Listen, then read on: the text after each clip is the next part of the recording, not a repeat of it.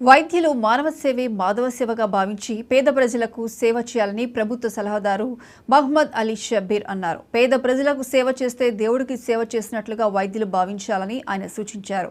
కామారెడ్డి జిల్లాలో ప్రభుత్వ ఆసుపత్రిలో 100 పడకల అదనపు గదులను ఆయన ప్రారంభించారు.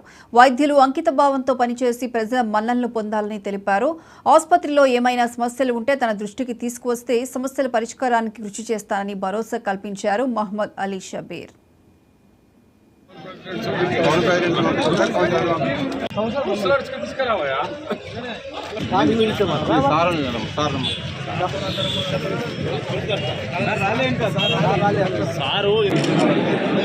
ఓకే సార్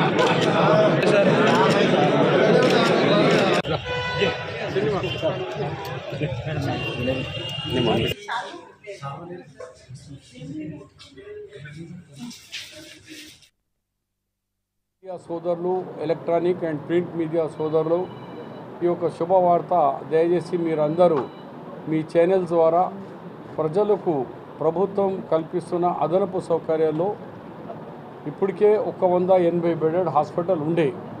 మీకు తెలుసు 93లో నేను మంత్రిగా ఉన్నప్పుడు, విజయభాస్కర్ రెడ్డి సీఎంగా ఉన్నప్పుడు కామారెడ్డి 30 బెడెడ్ హాస్పిటల్కు అప్పుడు 100 బెడ్ హాస్పిటల్ చేసిన నేను.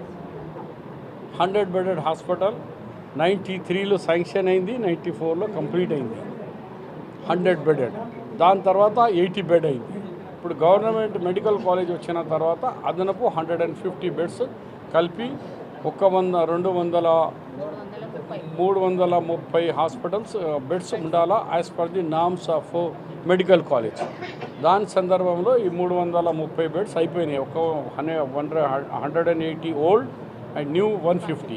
150లో 100 ఫిమేల్, 100 మేల్, తర్వాత చిల్డ్రన్స్, ఇవి అలాగ సపరేట్గా వాళ్ళు సపరేట్ నోట్ ఇచ్చేయండి మీరు మీడియాకు. కంప్లీట్గా ఎట్లా ఉంది నోట్గా ఇచ్చేస్తే ప్రజలకు తెలుస్తుంది ఇదెంత అది ఉందో అది ఉంది, నోట్ ఇచ్చేయండి.